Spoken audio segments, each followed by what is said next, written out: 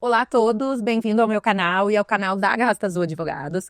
Hoje vamos falar de um tema muito importante que assola diversas famílias, casais que estão se divorciando, que é a partilha das cotas sociais no âmbito de uma ação de divórcio ou de dissolução de união estável.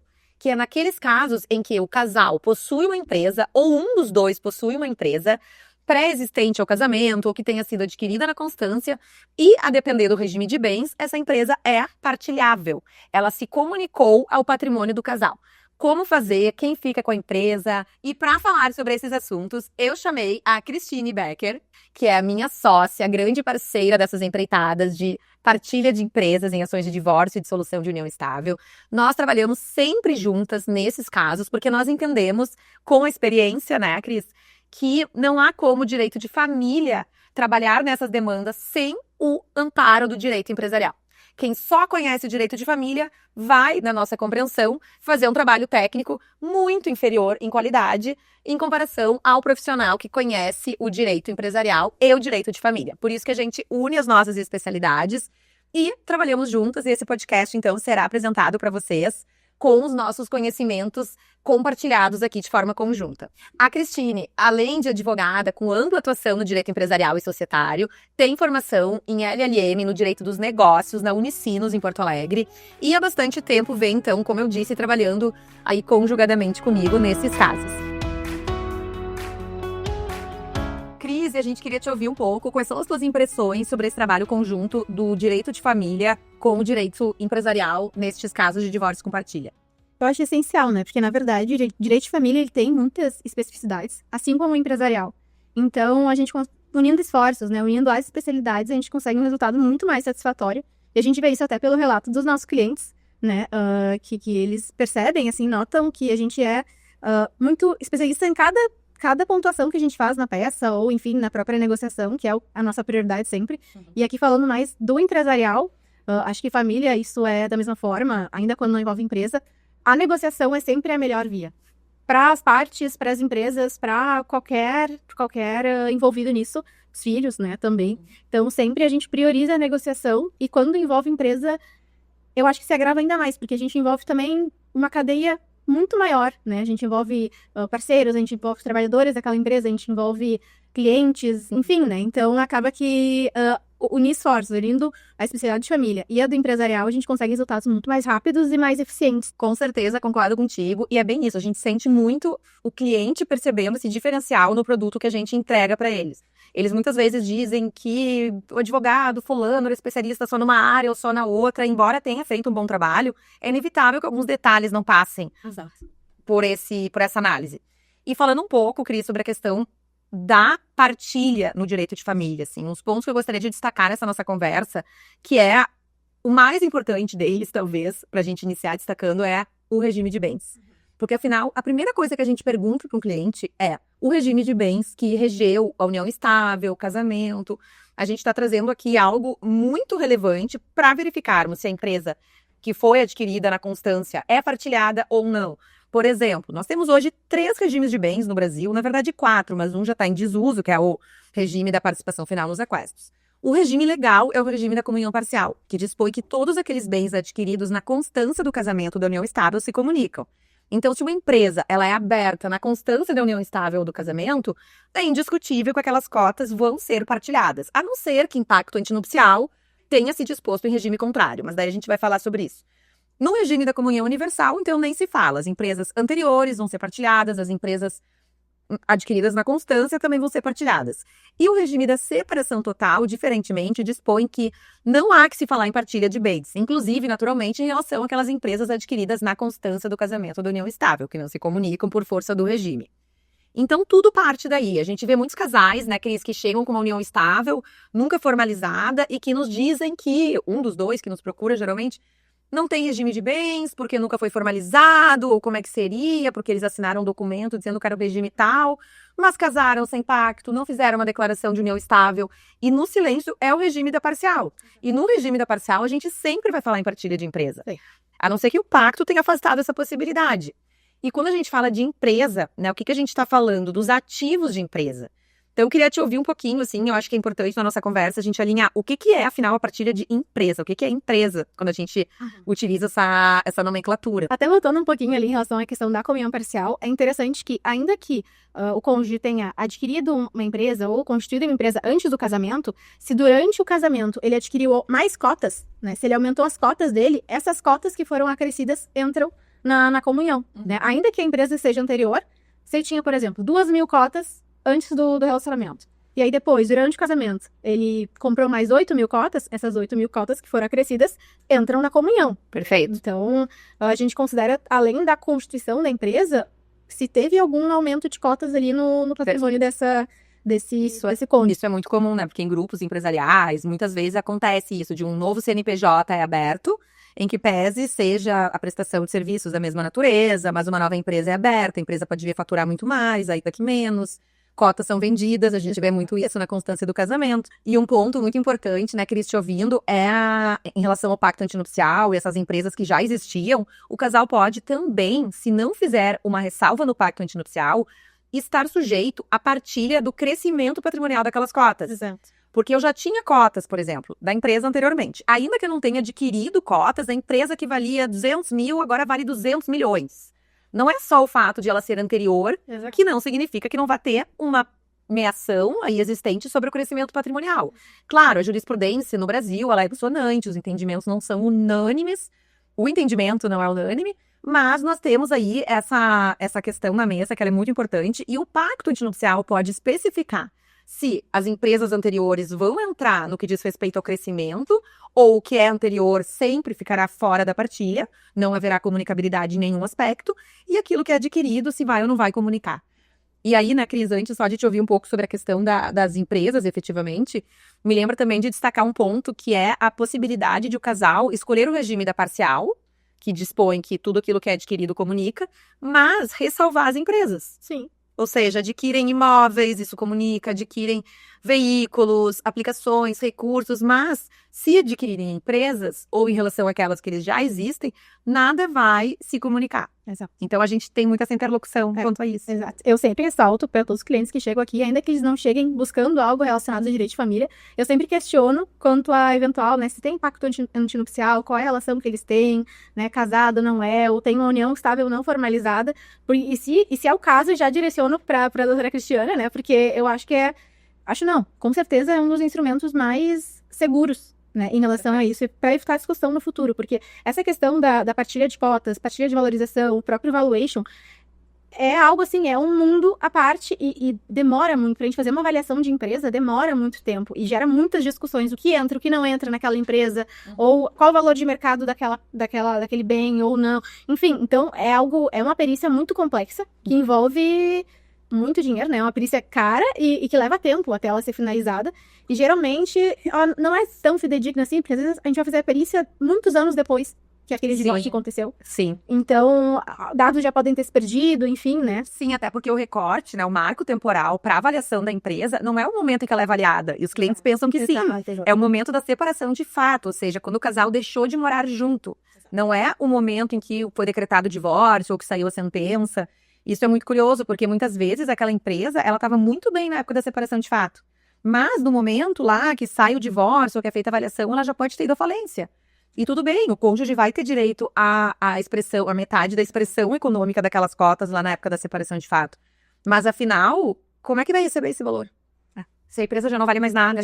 A importância de atalhar esses caminhos, né, de buscar um acordo, de evitar que o processo se alastre por tantos anos, é muito, muito, muito significativo. Não, com certeza. Isso até, além do pacto antinupcial, né, isso pode, da parte da empresa, né, a gente pode resolver isso por meio ali de disposições do contrato social, um acordo de sócios com a anuência da cônjuge, né, pra gente já conseguir deliberar ali como é que vai ser feita essa avaliação de cotas em eventual partilha, né, porque e como vai ser feito esse pagamento? Porque querendo ou não, se a gente não tem uma definição de como é feito o pagamento, Código Civil diz que é em 90 dias. Nossa. Né? Depois da liquidação. E às vezes a empresa não tem caixa para isso. Então, por exemplo, a gente pode disciplinar ali num acordo de sócios, no contrato social, que vai ser feito pagamento em 48 parcelas. Né? Enfim, a gente tem várias formas de disciplinar esse pagamento dos haveres a essa cônjuge, né? Esse cônjuge, enfim, que facilita, que permite a continuidade da empresa, na verdade. Porque nenhum dos dois tem interesse que a empresa vai à falência. De uma parte, não vai ter como pagar, né? E aí a empresa vai deixar de existir, enfim. E muitas vezes a empresa ela é o grande patrimônio da família, é o que vai ficar para os filhos se o casal tem filhos em conjunto. Então, na verdade, um plano, essa partilha, ela tem que ser feita de forma muito atenta, porque isso vai impactá-la na vida dos filhos no futuro. Com certeza. Aquilo que eles vão, não digo só a herança, mas aquilo que os pais dele vão ter. Capacidade econômica, né? Durante o divórcio. Capacidade econômica para manter uma boa escola, para pagar uma faculdade, se for o caso. Então, é um envolvimento familiar nisso. Porque a empresa realmente, ela pode sofrer prejuízo e até tem caso, né, Cris, que a gente tem que é bem interessante, assim, que é recente, que nós defendendo a mulher, a ex-esposa, nós acabamos detectando que o ex-marido estava fazendo algumas transações quase no momento do divórcio, às vésperas do divórcio. E nós, então, entramos com um pedido liminar para tornar as cotas indisponíveis, ou seja, esse ex-marido não podia mais vender as cotas, não podia mais doá-las. Isso gera uma incomodação, isso é perturbador. Então, é um mecanismo que muitas vezes a outra parte tem para assegurar que não vai haver dilapidação patrimonial. Agora, e se eles tivessem chegado num acordo, porque muitas vezes a empresa não precisa ser partilhada. O outro parceiro, o ex-parceiro, fica com o imóvel, fica com dinheiro, fica com o carro. Então, é muito, assim, do valor da empresa, do tempo que eles ficaram juntos, do pacto antinupcial, se existe, se não existe, né? A gente teve uns casos já bem, que a gente viu na prática isso que a gente está falando aqui, justamente, porque são coisas que estão no nosso dia a dia e cria só para entender como é que é feito, assim, até uma dúvida que eu acho que os advogados de família têm, aí que tá a importância da parceria com o advogado que trabalha com o empresarial. Se eles não chegam a um acordo, tá, o casal inicia com pedidos liminares, alguém vai pedir, vai conseguir, mas é difícil, né, a indisponibilidade das cotas de uma empresa. Daí vai sair depois uma audiência, contestação, vai ter uma sentença, recurso ali, recurso aqui, acaba o processo daqui a 3 anos, vamos supor. O que acontece depois? Eu digo, saiu a sentença, se reconheceu o direito dos dois sobre a empresa, metade, né, a meação sobre aquelas cotas, no regime da comunhão parcial. E como é que é feita, então, como é que é a liquidação? O que acontece depois que sai a decisão que todo mundo queria que saísse? Tá. É importante, primeiro, né, que geralmente quando ocorre um divórcio, tem algumas pessoas que elas têm medo que a esposa vai entrar na empresa. Uhum. Isso não vai acontecer. Né? A esposa, via de regra, ela não vai ter, a esposa ou o marido, né, não vai ter direito a ingressar na empresa como sócio. Uhum. Né? Especialmente se for uma limitada ou uma SA de pessoas, né? Uma SA ali que tem a questão do intuito persone, né? Que importa as pessoas que estão ali. Uhum. Que é diferente, por exemplo, de uma pessoa que tem... Eu resolvo comprar ações na bolsa. Eu sou sócia de uma empresa, sou acionista de uma empresa. Se eu me divorciar, metade dessas ações são da minha esposa e ela passa a ser acionista dessa empresa de capital aberto, né? O que é diferente de uma SA de capital fechado, em que a gente, ou uma limitada, né? Uma sociedade limitada, que a gente sabe quem são os sócios. Os sócios que estão ali, eles importam para o negócio. Então a gente não pode simplesmente colocar um terceiro na operação, ele precisa ser sócio, né? Sim, tá ali o João, a Maria e o Zezinho entram na empresa. Então, a menos que o contrato social expressamente autorize isso e os sócios ali concordem, o ex-cônjuge não vai entrar na empresa. Isso é um receio que muitas pessoas têm, né? Que eles acham que eles vão precisar ter aquela pessoa como sócia e não é assim. O que, como tu bem disse, o que a pessoa tem direito é a expressão econômica dessas cotas na época do divórcio. E algo que a gente fala muito aqui para tentar explicar para os nossos clientes a gente vai tirar uma fotografia de como estava a empresa, como é que estava a empresa na data da separação, né? Então, me separei no mês passado, tirar uma foto da empresa de qual era, o que a empresa tinha naquela época. E aí, o que a gente busca aqui? Quando o casal deixou de morar junto, né? Exatamente. Alguém saiu de casa, ruptura, não dá ruptura. Quando deixou de ter a comunhão dos forços, que é o que pressupõe a partilha, né? Então, nesse momento, a gente vai ter a avaliação daquela empresa. E aí, também, a gente entra em um novo mundo, né? Porque o contrato social, ele já pode expor, e é muito bom quando isso acontece, como vai ser feita essa operação de haveres. Isso facilita muito pro perito, facilita muito enfim, né, pro assistente técnico ou pro contador que for fazer essa avaliação, para conseguir identificar o valor daquela empresa de acordo com o método ali que eles escolheram. Quando não tem isso, que é o mais comum, né? O mais comum é que o contrato social seja aquele contrato social padrão que não dispõe qual a forma da apuração de haveres ou a forma de pagamento dos haveres. Quando é esse o caso, né, a gente tem o que a gente chama de balanço de determinação. Que a gente pega, né, o que a empresa tinha naquela época. Pega ali o balanço dela, na data da separação, e ali vamos ter todos os ativos da empresa, os passivos da empresa, né? E ali isso inclui imóveis, inclui estoque, maquinário, o faturamento da empresa que tá ali, os lucros acumulados, enfim, tudo que tem ali no patrimônio da empresa, a gente inclui para essa apuração de haveres. E claro que No balanço, às vezes a gente tem alguns valores que estão a valor contábil, que não é o valor real. Então, para apuração de haveres, a gente vai apurar o valor real, porque está ali naquele balanço, né? E aí, a partir disso, a gente vai fazer, e é um cálculo, não é um cálculo aritmético, né? É um cálculo muito bem complexo. Ele é muito complexo. Então, por isso que demora tanto, porque a gente apresenta quesitos ao perito, o perito responde, a gente apresenta mais quesitos, responde, muda o laudo, enfim, então, vai até chegar um valor. Teve um caso, aí não relacionado à família, mas a gente teve um caso de solução de sociedade, que o primeiro laudo do perito indicou que o valor da empresa era quase 2 milhões. A gente ia, né, buscando ali tava muito errado, né? Então a gente ali buscando critérios que se adequassem ao modelo de negócio, que se adequassem que tornassem aquela avaliação mais realista, o valor foi reduzido para 400 mil. Nossa! Então é muito difícil a gente conseguir realmente ter uma avaliação que chegue ao valor real, né? E o que conta nessa avaliação na empresa? Quais são os elementos que são avaliados, assim? Tudo que está no balanço, tá? Então, ativos tangíveis, mas a gente também inclui ativos intangíveis. Então, por exemplo, a marca, os clientes, tudo que a gente... A reputação. A reputação. Então, isso entra ali no cálculo também. E isso é mais difícil ainda de apurar. Quanto que vale uma marca? Né? Sim. Como é que a gente não tem como saber exatamente? Fazer uma pesquisa de campo, então, né? muito, tem muitas variáveis. Então, por isso que é tão difícil a gente conseguir fechar, né? Pra gente conseguir chegar no valor final para essa apuração de haveres é muito difícil, é muito complicado. Por isso que facilita muito quando a gente já tem um método no contrato social ou quando a gente consegue uma negociação. Claro. Porque na negociação a gente não precisa saber exatamente linha a linha o que vale aquela empresa. A gente consegue negociar o que é melhor, né? O que é possível pagar. Porque também, outra questão que a gente fala muito aqui quando a gente tem os casos conjuntos, é que não adianta nada a gente ter lá no futuro uma sentença maravilhosa, uma apuração de haveres incrível, com valor altíssimo, e não ter dinheiro para pagar. Exatamente. Então... Daí muita gente, né? E o tempo que dura o processo, isso é uma coisa que é dilacerante, porque a pessoa já entra com a ação querendo resolver. Daí o processo demora, porque o judiciário é a pauta do Poder Judiciário, a marcha processual, tudo aquilo que a gente sabe, tem um recesso, que já são ali 2 meses que o judiciário praticamente não anda, assim, né? Fica ali amarrado as datas. E é bem isso, daqui a 10 anos vai resolver. Tá, mas quanto tempo eu já não perdi naquilo? Exato. A empresa, ela prosperou, ela não prosperou, e essa questão que tu falaste agora, do retrato da empresa naquele momento. Sim, é aquele ali, mas saiba que para receber alguma coisa também há outros pedidos que têm que ser feitos, né? Como alimentos compensatórios patrimoniais, que é quando o parceiro, a parceira que não estão dentro da empresa, não estão mais recebendo renda daquele patrimônio, porque eles não estão mais casados, então aquela renda proveniente das atividades empresariais não estão mais tocando a si, eles já não estão aproveitando aquilo que era um projeto do casal, né? Então, tem os alimentos patrimoniais, os alimentos compensatórios patrimoniais, os alimentos compensatórios humanitários, daí começa essa interlocução entre direito de família e empresarial. Olha, aqui vai demorar, mas a gente tem um atalho aqui, Exato. Que é isso que a gente está falando, né, justamente. Porque muitas vezes, para aquela empresa crescer tanto ao longo do relacionamento, alguma das partes ali deixou de crescer profissionalmente, né? Ela ficou... Geralmente a mulher, né, Cris? Geralmente a mulher acaba ficando muito envolvida com os filhos, com a criação dos filhos, abdica do crescimento profissional. Às vezes ela até mantém a atividade profissional, mas não com o mesmo vigor. O mesmo vigor que ela permite que o marido dela, né, enfim, que cresça, enfim.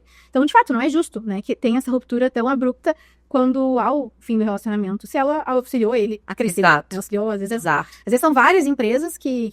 Mas também aí entra a questão de tem que ser algo justo, né? Há formas de compensar isso, é o que a gente está trazendo, que são os alimentos compensatórios, ou uma indenização. A gente também pode prever uma forma de pagamento em negociação, para que ninguém saia preterido, respeitando as combinações que foram feitas, porque o casamento, eu sempre digo isso é muito importante. O casamento nada mais é do que uma empresa. Os sócios de uma empresa são os cônjuges num casamento. Eles é exatamente a mesma atividade que desempenham. São pessoas com expertises diferentes, com interesses diferentes que se unem em prol de algo comum, que é o casamento, que é a geração de filhos, ou daqui a pouco não tem filhos, mas patrimônio constituído, tempo dedicado. Então, a gente tratar esses dois indivíduos como sócios de uma família, sócios de uma operação familiar, é muito legítimo. E aí que entra justamente essa consideração dessas variáveis do direito de família que influem. E, Cris, então acho que tu já falaste um pouco sobre as recomendações práticas, né, para o empresário, o que dá para fazer, como é que os sócios de uma empresa podem se organizar, sabendo que todos querem se casar, ou que todos têm marido, esposa, companheiro, companheira. A importância da transparência também, tu falaste sobre isso, que é fundamental. E eu, enquanto advogada de família, até colocaria aí mais um ingrediente, que é a possibilidade de voltar atrás, né, de repactuar. através da mudança de regime de bens. Lembrando que o regime de bens, ele sempre vai ter efeitos dali para frente, os efeitos não retroagem. Então, se o regime era, por exemplo, da parcial e o casal troca para separação total, os efeitos da separação total vão ser irradiados daquela data em diante. Então, isso não vai atingir as empresas que foram adquiridas naquele período. Ainda que o casal se separe daqui a 20 anos, ela ainda vai poder, né, a esposa, no caso, se for Exatamente. ainda vai poder pedir metade das cotas que eram desse cônjuge lá na época que figurava o regime da comunhão parcial. Exatamente, porque eles não fizeram a partilha lá. Exatamente. Mudaram o regime, a gente está tendo um caso justamente assim, o casal mudou para o regime da separação total de bens, mas aquele parceiro que não era sócio da empresa teve os seus direitos lá assegurados na época, e hoje a avaliação vai ser feita em relação àquele valor da época da separação total. Exato. Então isso olha só quanta complexidade na mesa, né? Porque às vezes a empresa pode nem mais existir na época da separação, mas ainda assim isso vai ser calculado na partilha. É bem complicado. É bem complicado. Então, Cris, eu acho que a gente espera que a gente tenha conseguido trazer aí algumas informações bacanas, né, para quem está nos assistindo. E esse diálogo a gente tem, na verdade, toda hora que eu e a Cris, a gente fala todos os dias sobre os nossos processos em comum, porque uma movimentação naquele ponto gera efeitos nestes outros aspectos, e essa dobradinha aí, ela é essencial. Então, acho que seria bacana cada uma trazer, assim, alguma dica, algum conselho para quem está nos ouvindo. Então, eu queria, em uma frase, poucas frases, daqui a pouco, assim, de uma forma muito breve, que tu deixasse esse conselho para o pessoal, para que depois, então, eu possa complementar com o meu. O teu eu vou falar só brevemente, porque é algo que eu sei, como eu disse, eu sempre indico para os clientes, que é o pacto antinupcial, né? É essencial para empresários ter esse pacto antinupcial. E da parte do empresarial apenas, né, o acordo de sócios e um contrato social, que discipline a forma de apuração de haveres, que discipline a forma de pagamento desses haveres, porque isso facilita, né, a empresa, ela também, o empresário, ele não tem interesse que a empresa dele fique bloqueada por 8 anos até o encerramento desse litígio. Sim. E a gente envolve muitos, pode envolver, né, outros sócios, outras pessoas, então a atividade da empresa, ela fica um pouco engessada, né, ela fica um pouco engessada. Então, se a gente tem isso disciplinado no contrato social e no acordo de sócios, em conjunto com o pacto antinupcial, é o melhor dos mundos. É o melhor dos mundos. Que maravilha. E eu diria, assim, complementando, que o que mais pode atalhar esse caminho, essa resolução, seja quando há pacto antinupcial e contrato de cotistas, ou quando não há, porque muita gente pode estar ouvindo e pensando, poxa, eu não tenho nada. Aí entra o poder da negociação. Eu, recentemente, fiz um curso lá em Harvard sobre a metodologia Harvard de negociação com professores brilhantes, como Bruce Patton, que é o autor daquele livro célebre, né, Como Chegar ao Sim. E lá a gente trabalhou muito a importância da aplicação da ciência da negociação. Porque negociar não é só chegar e dizer eu quero isso, eu quero aquilo. Só aí tu tá trazendo posições, tu não tá negociando a essência, que são os interesses que vocês têm, né? Então, praticar a negociação com pessoas capacitadas também para isso, quando nada havia de previsão, é muito importante. É resolutivo, eu diria, do problema. Então, a gente sempre tem que pensar na parte resolutiva, naquilo que a gente pode evitar, ou se não fez, tentar agora, né, decidir, fazer um desfecho positivo, e quando não dá, entrar com ação judicial e aí estar bem amparado por advogados que vão fazer uma boa condução. E fica aí a minha sugestão para quem está ouvindo e precisa da contratação de profissionais, que seja com profissionais que atuem nas duas áreas. Porque a gente, Cris, a gente fala muito sobre isso. Nossa, tu viste uma coisa que eu não vi, eu não tinha entendido dessa forma. Então, essa complementariedade, ela tem sido muito frutífera e tem gerado muito sucesso aqui no nosso trabalho. Então, muito obrigada pela tua participação. Acho que foi um diálogo muito produtivo e a gente fica à disposição para falar sobre esses assuntos relativos a direito de empresa e direito de família, as suas intersecções. Quando há partilha de cotas de empresa no âmbito de uma dissolução de união estável ou de um casamento, conte conosco, comenta aqui no vídeo, pode nos chamar, nós somos super entusiasmadas aí para dialogar com vocês. Muito obrigada pela atenção.